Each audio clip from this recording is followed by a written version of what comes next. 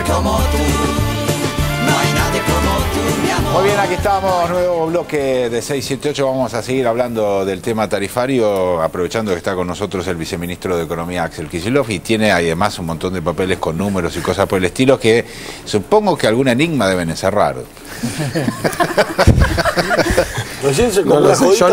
Yo no los entiendo, para empezar, así.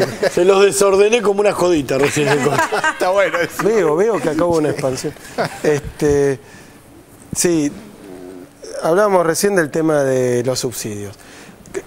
Los subsidios, bien visto el asunto, y mal que le pese a la derecha, al liberalismo, son una política consistente, redistributiva.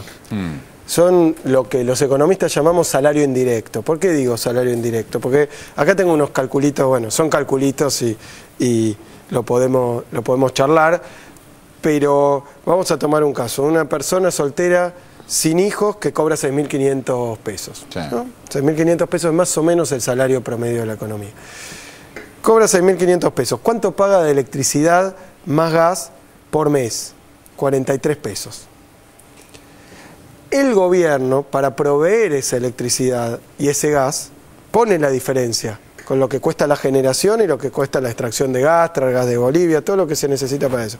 Un cálculo que tenemos hecho es que esos 43 pesos en realidad implican un subsidio de 143 que pone el Estado Nacional. 143, porque el costo de producir esa electricidad y ese gas es de 190 aproximadamente. El usuario paga 43 y 143 le pone el Estado Nacional. ¿Eso qué es? Es un salario indirecto. O sea, sobre el salario que tiene, en lugar de deducirle el costo completo, como pasa en otras jurisdicciones que cobran provincia de Córdoba, Santa Fe, que tienen precio de la energía mucho más alto, en lugar de eso, esa diferencia la pone el Estado Nacional.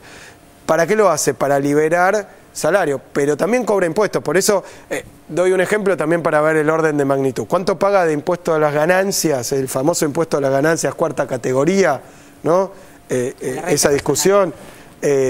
Que yo lo llamo impuesto a los ingresos y a los altos ingresos particularmente, porque es un impuesto muy progresivo, lo más progresivo que tiene, existe desde 1933, el impuesto a las ganancias. Lo ha reforzado en el 73 el gobierno de Perón, el impuesto a las ganancias, cuarta categoría, que es cobrarle, y existe en muchísimos países del mundo, con mínimo no imponible mucho más bajo que la Argentina, en términos comparativos, ¿no? ¿Qué es? Que los que ganan más tributen sobre su ingreso. Pero tomemos el caso de 6.500 pesos. Sí. Paga de gas y electricidad 43 pesos, subsidia el Estado 143 para que pueda pagar 43 y paga de impuesto a las ganancias 46 pesos. O sea que cuando uno mira el neto, el Estado le cobra impuestos, pero también devuelve a través de subsidios. Y a él le devuelve mucho más al que cobra 6.500 que una persona, por ejemplo, soltera, sin hijos, que cobra 20.000. Que ahí el subsidio es de 188, paga 104, calculando un consumo eléctrico más o menos estándar, y el impuesto a la ganancia sí, supera los 3.000 pesos, porque gana 20.000 pesos. Cuando uno mira las tablas de impuesto a las ganancias, se encuentra, para el caso de un soltero, porque para el caso de un casado con hijos puede deducir de impuesto a la ganancia. Empecemos con un soltero. Pongámosle magnitud por esto de las marchas contra el impuesto a las ganancias. No hay una marcha a favor de los subsidios que da el Estado, que son más grandes que el impuesto a la ganancia para los bajos ingresos. O sea, todo es orden de magnitud, hay que verlo en términos relativos. Para tener una política de subsidios hay que cobrar impuestos. Y hay que cobrar impuestos también a los salarios, en términos de que no es al ingreso, digamos, el ingreso del ciudadano que gana más, porque hay gente que gana 2.000 pesos, 1.000 pesos, que no paga, el que gana más en una escala progresiva, como en muchísimos países del mundo, tributa una parte de eso. ¿Para qué? Para que el Estado pueda dar prestaciones. Por ejemplo, tener capacidad de comprar la energía para después darla más barata. Entonces doy ejemplos. Un salario bruto de 7.831 pesos es un salario neto de 6.500 pesos y es ese pago mensual de ganancia de 45. La cuota sindical correspondiente a ese salario es 195. Por ejemplo, así que todo es relativo. Hay que el subsidio que se recibe por gamas de electricidad es 143 pesos.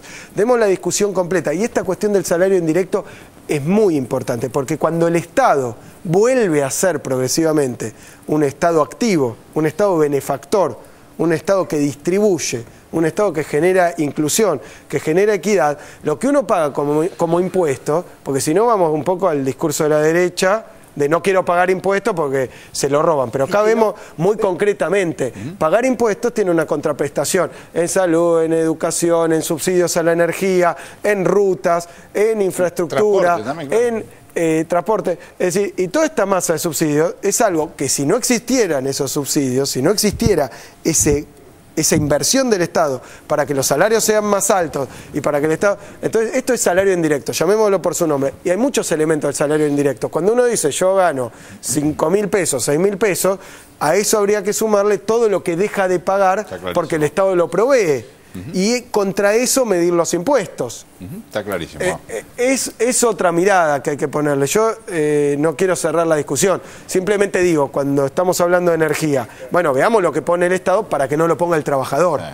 Está bueno seguir conversándolo, pero no tenemos más tiempo, no podemos discutirte mucho los números que presentaste.